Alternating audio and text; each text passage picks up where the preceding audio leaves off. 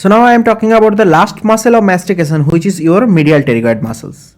This medial pterygoid is originating from maxilla. I already told this medial pterygoid is also the parallel muscles with the masseter. Okay, just this is attached with the medial side of the ramus of the mandible. When I am talking about the origin of the medial pterygoid, this is from the maxilla.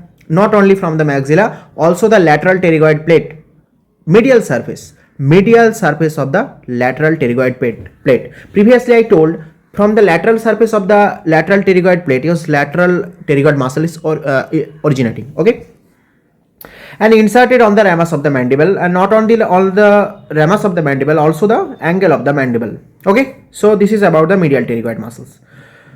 Medial pterygoid, it has also two functions, one is elevation and the protrusion. Okay, so now let's talk about all the functions in this diagram. Here you can see that the temporalis here, this temporalis attached on the coronoid process of the mandible, and this temporalis is coming from the temporal fossa. Okay, so this temporalis is causing actually two action. This is for the temporalis, one is in this direction and one is in this direction. This is the elevation of the mandible and this is the retraction of the mandible. Okay, this is the two function of the temporalis. Okay, so this is the lateral pterygoid muscle, and this lateral pterygoid is acting on the mandible and causing depression of the mandible, but depression is not the major function, causing the protrusion or protraction of the mandible. This is the major function of the lateral pterygoid. Masseter and medial pterygoid both are the parallel muscle, just attached on the lateral side and medial side of the ramus of the mandible respectively. Your masseter, which is attached on the lateral side of the ramus of the mandible, is causing what? Causing the elevation, not only the elevation, also the protraction or protrusion of the mandible. So these are the four principal muscles of the mastication. Okay, so here you can see the temporalis, okay, the masseter and medial pterygoid. These three are the main elevator of the mandible. Okay, when I am talking about the elevator of the mandible,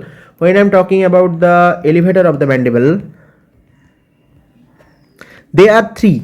Okay, elevator of the mandible, this is your obviously masseter, obviously medial pterygoid, obviously temporalis. Remember, like TMM, okay, or MMT.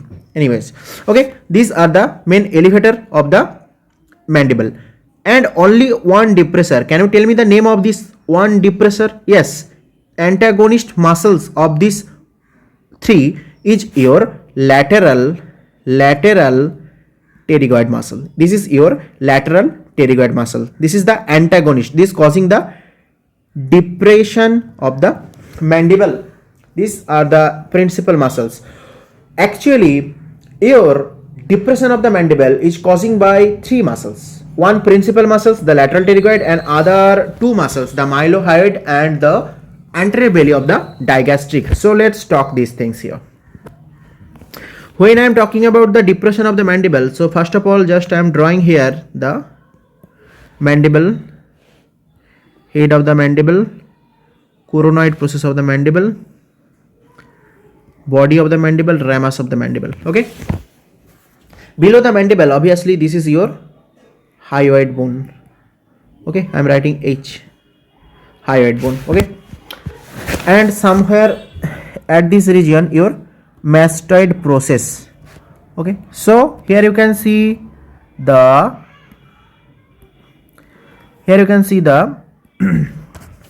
mylohyoid, which is from the mandible and attaching with hyoid bone. Okay, this is your mylohyoid. Okay, and another muscle, here you can see the belly, anterior belly of the digastric, posterior belly of the digastric, two belly of the digastric. Okay, so this is the anterior belly of the digastric, anterior belly of digastric, and this is the posterior belly of digastric. Okay, and what is this? This muscle is your mylohyoid. hyoid. Okay, actually anterior belly of the digastric, mylohyoid and the lateral pterygoid, actually these three muscles are causing the depression or downward movements of the mandible bone. Okay, but these two are the accessory muscle. The anterior belly of the digastric and the mylohyoid are the accessory muscles of the depression of the mandible. The principal muscle of the depression of the mandible, this is your lateral pterygoid. So lateral pterygoid is the principal muscle of the depression of the mandible. Okay, so what I told, the three muscle for the elevation, total four principal muscles of mastication. Out of these four principal muscles, the three muscle, masseter, medial pterygoid and temporalis, causing the elevation. Only one muscle, this is your lateral pterygoid, causing the depression. Okay, and other two muscles are also assisting the depression movement of the mandible, is your mylohyoid and your anterior belly of the digastric. Okay, these two muscles are helping your lateral pterygoid to depress the mandible.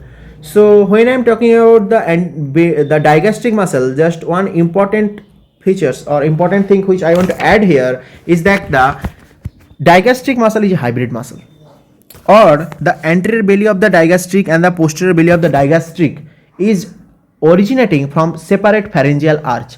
Anterior belly of the digastric is originating from the first pharyngeal arch. Okay, obviously this is supplied by the mandibular nerve or the nerve of the first pharyngeal arch. Posterior belly of the digastric is originating from the second pharyngeal arch, and nerve of the second pharyngeal arch is your facial nerve. That's why your posterior belly of the digastric is supplied by facial nerve, anterior belly of the digastric is supplied by mandibular nerve. Okay, and one muscle is supplied by two different nerves. That's why the digastric is called your hybrid muscle. Okay, so this is about the digastric, which is not the principal muscle. Okay, so now let's talk this thing. I already told these things here. Now some questions answer. So main action of the masseter. So what is the main action of the masseter? Okay, your masseter is causing mainly two action. One is your elevation and another is your protrusion, but the main action of the masseter is your elevation. What is the main action of the medial pterygoid? Elevation. What is the main action of the temporalis? Elevation and retraction. Now only one muscle which causing the retraction, only one muscle which causing the retraction is your temporalis. Only one muscle which causing the retraction of the mandible at TMJ joint, it is your temporalis. Okay, so now lateral pterygoid, protrusion, depression. Only one muscle causing the depression of the mandible is your lateral pterygoid. Okay, so only muscle of retraction at the or on the mandible, it's your posterior fibers of the temporalis. Okay, I already told this thing previously. Only one muscle of the depression, it's your lateral pterygoid. Okay, so this is about the muscle of mastications. Okay, so now some questions. These are actually the previous year's questions. Identify this. Here this is the question. Identify all these identify the marked structures. Okay, so this is actually 2017 November AIMS question. 2017 November AIMS. Okay, so here you can see the coronal section, and you can appreciate here, this is the, what is this? You can see this structure. This is what? This is the ramus of the mandible. Okay, this is the ramus of the mandible. If this is the ramus of the mandible, then which muscle is this? Okay, so obviously this is your masseter muscle. Here you can see the masseter. This is your B is your masseter muscle.